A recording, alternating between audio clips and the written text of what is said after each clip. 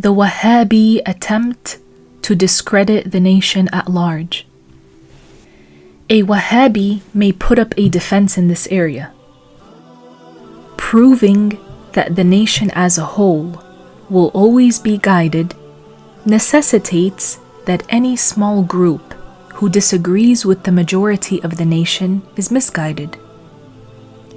Therefore, for a Wahhabiyy, it is imperative to discredit this notion, since he does not and cannot deny that they are a small, outnumbered group. To do that, he may mention the poor situation of Muslims today, their lack of knowledge, and being overwhelmed with sins. This is why Ahlu-s-Sunnah say that the belief, the ḥaqidah of the majority of this nation will always be correct.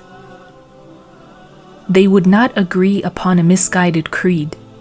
However, the Prophet ﷺ foretold that this nation, his nation, will become weak and sinful. There are several narrations about this. Amongst them is what was narrated by At-Tabaraniyy: من أحيا سنتي عند فساد أمتي فله أجر شهيد. Whoever revives my sunnah, and sunnah here means the ḥaqidah, the creed of the Prophet and the religious rulings that he came with. Whoever revives my sunnah upon the corruption of my nation, يعني at a time when my nation commits many wrong acts, the Prophet said, he has the reward of a martyr. This corruption in the nation does not mean that the majority will believe in a deviant creed. Similar is the hadith narrated by Muslim: وَإِنَّ أُمَّتَكُمْ هَذِهِ جُعِلَتْ عَافِيَتُهَا فِي أَوَّلِهَا وَسَيُصِيبُ آخِرَهَا بَلَاءٌ وَأُمُورٌ تُنْكِرُونَهَا. Allah's protection, the ḥafiyah, has been granted to the beginning of this nation of yours, and its end will be inflicted with hardship and matters to which you object. A Wahhabiyy may also produce the verse وَقَلِيلٌ مِّنْ عِبَادِيَ الشَّكُورِ, which means only few of my slaves, that is the slaves of Allah, are very thankful. We tell them that this verse is in reference to piety, and in fact to the Awliya, the highly righteous Muslims. The waliyy is the shakur, the one who is exceedingly thankful. And few slaves of Allah are shakir, thankful, and they are those who refrain from using their endowments sinfully, which is ungratefulness to Allah. And even fewer of the slaves of Allah are shakur, and these are the Awliya. There are other narrations about this issue, so know that they may produce several references.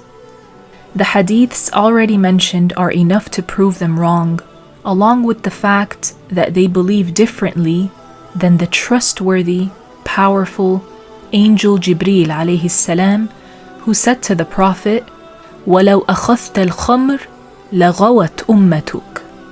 Had you taken the wine, O Muhammad, had you chosen the wine, your nation would have gone astray. Since the Prophet did not choose the wine on the night when he went up to the skies, alayhi salatu wassalam, then his nation will not go astray. The Wahhabiys took the name of Ahlu-s-Sunnah for themselves. But if they are a minority, only a few million strong, how can they still claim the name?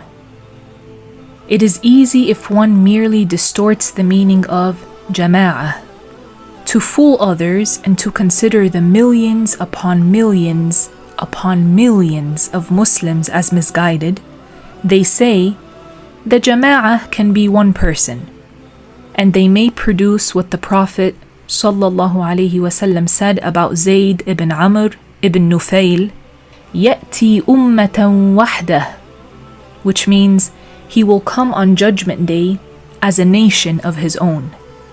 However, this man died before the Prophet received revelation, and the Prophet said this about him because he had reached the correct belief in Allah without the message of a prophet. This does not prove that the general nation will go astray, and we seek the protection of Allah Ta'ala from such dishonesty and unsound inference, and Allah knows best.